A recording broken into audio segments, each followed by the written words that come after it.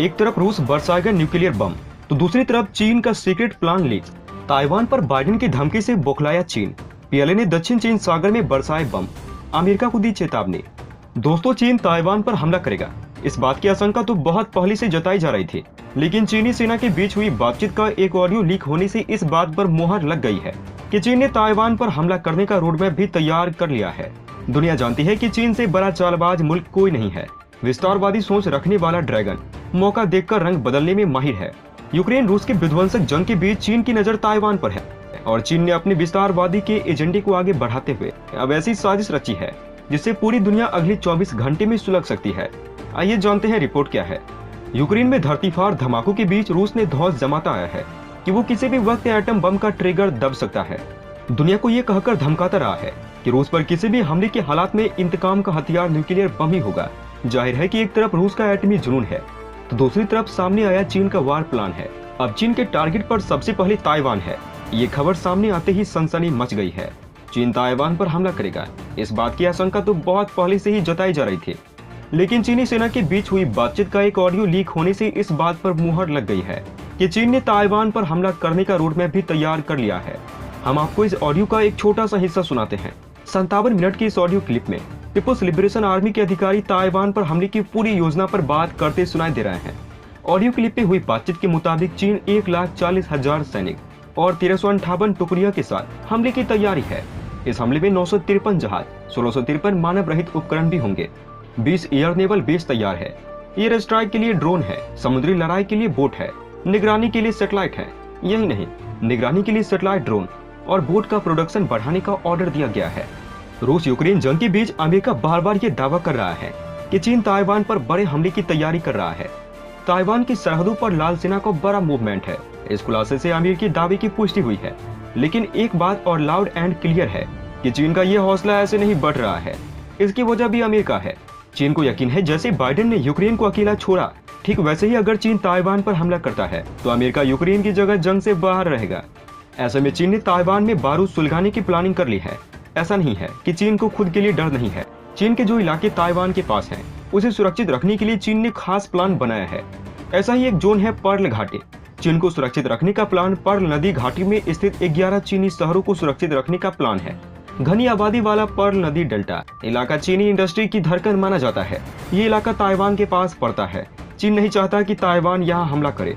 Guangdong में स्थित Perl नदी डेल्टा को सुरक्षित बनाने के लिए सी डिफेंस ब्रिगेड वर्ल्ड वार का एक सिग्नल पुतिन के खेमे से भी आ रहा है। पुतिन के सबसे खास लोगों में से एक बेलारूस के प्रेसिडेंट अलेक्जेंडर लुकाशेंको की चिट्ठी में पश्चिमी देशों को हद में रहने की हिदायत दी है। लुकाशेंको के जरिए पुतिन का क्लियर मैसेज है, नाटो ने यूक्रेन को आर्म्स की मदद भेजना जारी रखा तो फिर यूक्रेन युद्ध की हद से बाहर निकल जाएगा, यानी तीसरा विश्व युद्ध होगा। पूरी रिपोर्ट आपको दिखाते हैं। 3 महीने से चल रहा यूक्रेन युद्ध क्या अब तीसरे विश्व युद्ध में बदलने वाला है? क्या यूक्रेन में से शुरू हुई जंग यूरोप के रास्ते पूरी दुनिया में फैल जाएगी?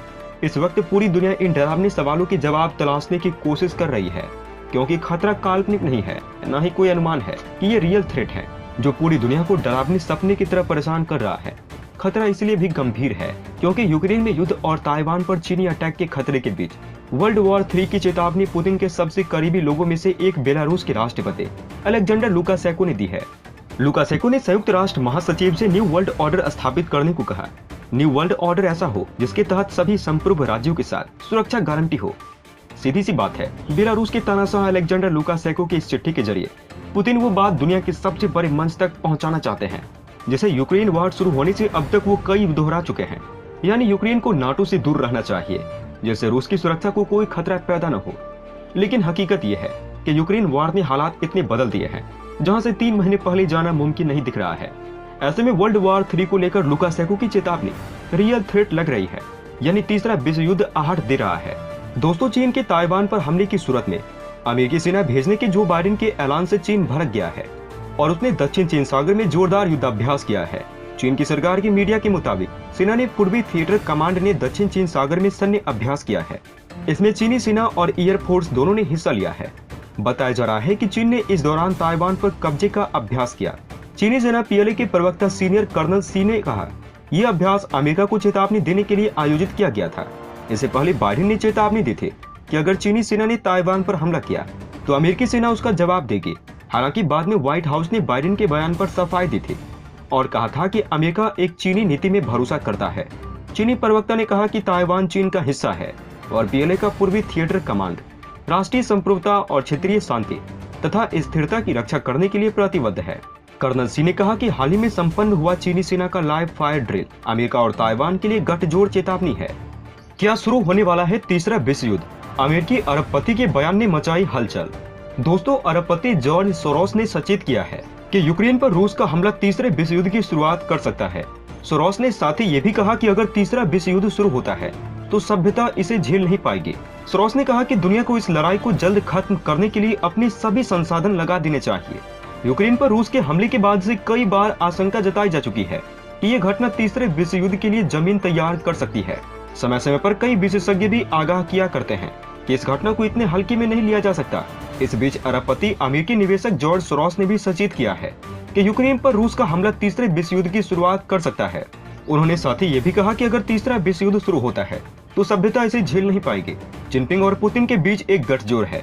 सोरोस ने दावा किया कि चीन के राष्ट्रपति शी जिनपिंग और रूस के राष्ट्रपति व्लादिमीर पुतिन के बीच एक गठजोड़ है। उन्होंने कहा कि दोनों नेता एक दूसरे की मदद के लिए किसी भी हद तक जा सकते हैं।